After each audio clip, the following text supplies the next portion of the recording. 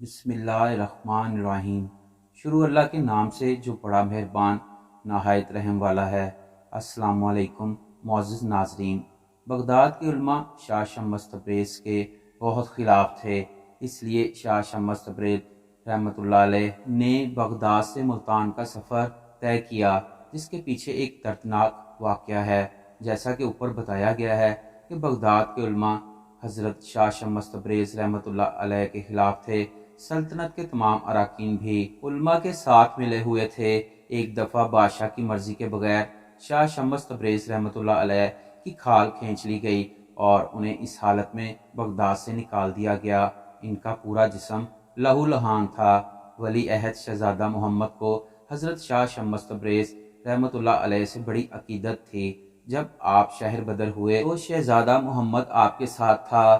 رخصت ہوتے وقت اس نے اپنے امرائے سلطنت کو مخاطب کرتے ہوئے کہا تھا، جس ملک میں شاہ شمس تبریز رحمۃ اللہ علیہ جیسے صاحب علم و کمال کے ساتھ یہ سلوک کیا جائے وہ ایک لعنت کدہ ہے، اور میں اس لعنت کدہ میں سانس لینا بھی گناہ سمجھتا ہوں۔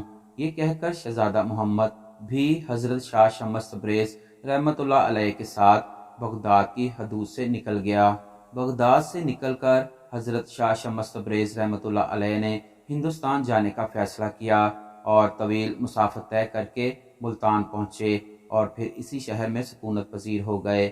حضرت شاہ شمس تبریز رحمۃ اللہ علیہ سے اہل بغداد کی طرح ملتان کے لوگوں نے بھی شدید نفرت مخالفت کی۔ ایک دفعہ یوں ہوا کہ آپ کو گوشت بھوننے کے لیے آگ کی ضرورت تھی۔ آپ نے شہزادہ محمد کو آگ لینے کے لیے بھیجا تو پورے شہر میں سے کسی نے آگ نہ دی۔ ایک سنگ دل نے تو شہزادہ محمد کو اتنا مارا کہ ان کے خوبصورت چہرے پر نشانات ابھر آئے۔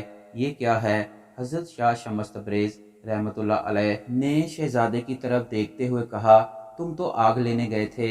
شہزادے نے صورتحال سے آگاہ کیا۔ شاہ صاحب کو جلال آ گیا۔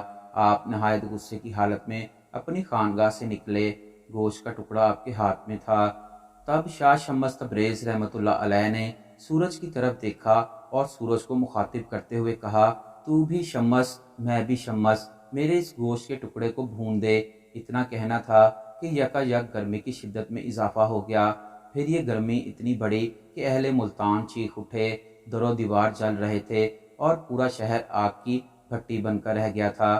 کچھ باخبر لوگ حضرت شاہ شمس تبریز رحمۃ اللہ علیہ کی خدمت میں حاضر ہوئے اور عرض کی کہ چند نادانوں کی سزا پورے شہر کو دے ڈالیں گے۔ حضرت شاہ شمس تبریز نے کہا، یہ ناسمجھ نہیں بلکہ سفاک ہیں، اور آگ جیسی بے قیمت شے دینے کی بجائے میرے مرید کے چہرے کو زخموں سے بگاڑ دیا۔ جانتے بھی ہو اس زخمی کو کہ وہ کون ہے؟ وہ بغداد کا شہزادہ ہے جو میری خاطر بھیک مانگنے گیا، لیکن اس شہر کے لوگوں نے اسے زخم دیے۔ اس لیے جب تک ان لوگوں کے جسم آہلوں سے نہ بھر جائیں گے مجھے سکون نہیں آئے گا۔ کچھ دانا حضرات نے سفارش کرتے ہوئے کہا، خدا کے لیے انہیں معاف کر دیں۔ آپ رحمۃ اللہ علیہ نے کہا، جب خدا کا واسطہ دیا ہے تو معاف کیے دیتا ہوں۔ آپ نے سورج کو مخاطب کرتے ہوئے کہا، اے شمس اپنی تپش کم کر دے، معلوم نہیں کہ یہ لوگ روز حشر کی گرمی کو کس طرح برداشت کریں گے۔ آپ کا یہ کہنا تھا کہ سورج کی تپش اعتدال پر آ گئی۔ اس واقعے کے بعد کئی غیر مسلم قبیلوں نے اسلام قبول کر لیا۔ آج بھی لوگ ملتان کی گرمی کو اس واقعے سے منسوب کرتے ہیں۔ معزز ناظرین، واقعہ پسند آیا ہو تو ویڈیو کو لائک ضرور کر دیں اور چینل کو بھی سبسکرائب کر لیں تاکہ آنے والی ہر ویڈیو کا نوٹیفیکیشن آپ کو بر وقت ملتا رہے۔ اللہ نگہبان۔